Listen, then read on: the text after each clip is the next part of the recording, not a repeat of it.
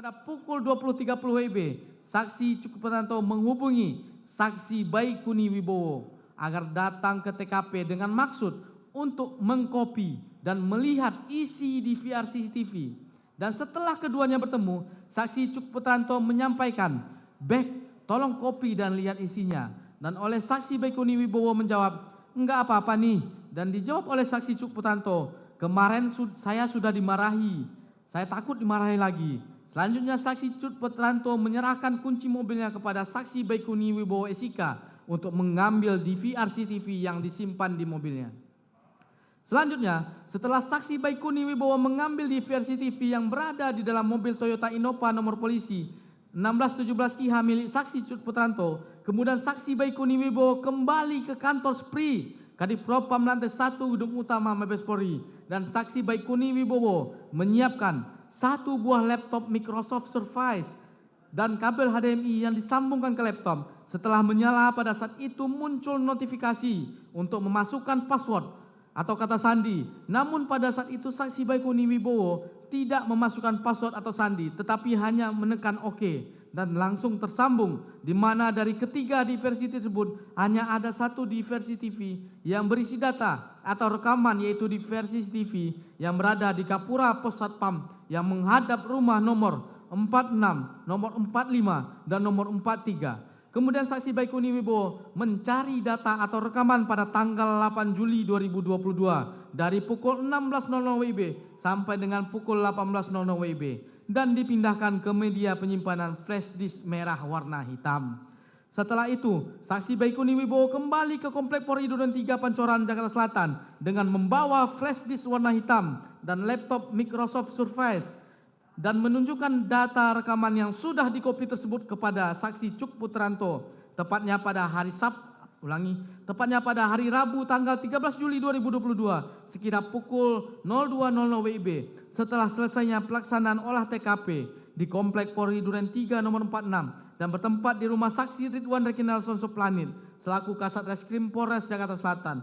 beralamat di Komplek Polri Duren 3 nomor 46 Pancoran, Jakarta Selatan. Kemudian saksi Baikuni Wibowo menyampaikan kepada saksi Cuk Putranto, nih udah kopiannya CCTV. Saat itu saksi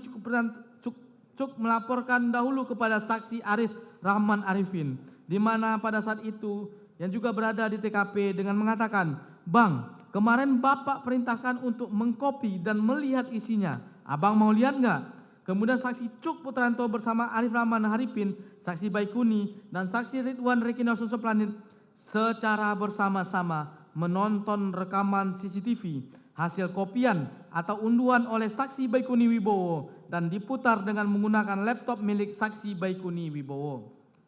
Selanjutnya, setelah keempat orang saksi yang menonton dan melihat isi dari flash disk tentang kejadian yang telah direkam dari CCTV tersebut, ternyata saksi Cuk Putranto berkata, "Bang, ini Joshua masih hidup." Lalu saksi Baikuni memutar ulang antara menit 17.07 WIB sampai 17.11 WIB dan mereka melihat ternyata benar bahwa Nofriansah Joshua Huta Barat sedang memakai baju putih dan berjalan dari pintu depan rumah menuju pintu samping melalui taman rumah dinas terdakwa Ferdi Sambo. Melihat keadaan sebenarnya terkait keberadaan Nofriansah Joshua Huta Barat masih hidup, akhirnya perasaan saksi Arif Rahman Arifin sangat kaget dan tidak menyangka bahwa apa yang sudah saksi Arif Rahman dengar beberapa hari yang lalu, informasi tentang kronologis kejadian tembak-menembak yang disampaikan oleh Kapolres Jaksel Kombes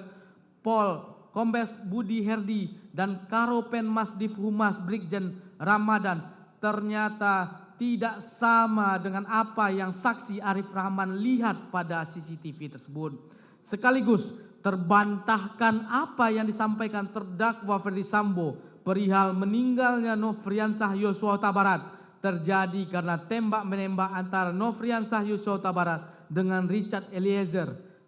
sebelum terdakwa Ferdi Sambo datang ke rumah dinas Duren 3, yang akhirnya saksi Arif Rahman Arifin keluar dari rumah saksi Ridwan Rekinalson Soplanit dan langsung menghubungi saksi Hendra Kurniawan dengan menggunakan WhatsApp call untuk meminta arahan dan petunjuk di mana saksi Hendra Kurniawan selaku senior atau atasannya langsung dan juga merupakan bagian tim khusus yang menangani peristiwa tembak menembak di komplek perumahan Polri Duren 3 nomor 46 RT 05 RW 01 Kelurahan Duren 3 Kecamatan Pancoran Kota Jakarta Selatan. Lalu saksi Arif Rahman melaporkan dengan sebenarnya fakta dari rekaman CCTV tersebut, di mana keadaan sebenarnya masih terlihat Nofriansah Yosua Huta Barat sedang berjalan dari pintu samping garasi rumah menuju pintu samping melalui taman rumah setelah terdakwa Ferdi Sambo sampai di rumah dinasnya. Mendengar suara Arif Rahman Arifin melalui telepon, gemetar dan takut. Lalu saksi Hendra Kurniawan menenangkannya dan meminta agar kesempatan pertama ini saksi Arif Rahman Arifin dan saksi Hendra Kurniawan menghadap terdakwa Ferdi Sambo. Selanjutnya, pada hari Rabu tanggal 13 Juli 2022, sekira pukul 20.00 WIB, Arif Rahman Arifin diajak oleh saksi Hendra Kurniawan menghadap ke ruangan kerja terdakwa Ferdi Sambo di Mabes Polri. Kemudian terdakwa Ferdi Sambo menanyakan maksud dan kedatangan saksi Hendra Kurniawan dan saksi Arif Rahman Arifin. Namun dijawab oleh saksi Hendra Kurniawan hendak melaporkan apa yang sebenarnya yang dilihat oleh saksi Arif Rahman Arifin dari rekaman CCTV sebagaimana yang dilaporkan kepada Hendra Kurniawan. Di saat mereka nonton bersama pada waktu dini hari pukul 02.00 WIB tanggal 13 Juli 2022, di mana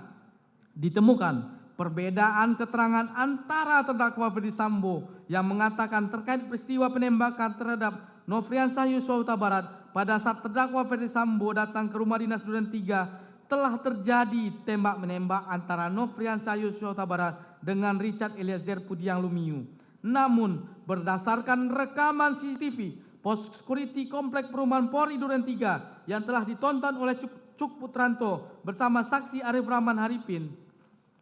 saksi Baikuni Wibowo, terlihat dalam rekaman video CCTV tersebut bahwa pada saat terdakwa Ferdi Sambo datang ke rumah dinas milik terdakwa Ferdi Sambo di Duren 3 nomor 46, terlihat bahwa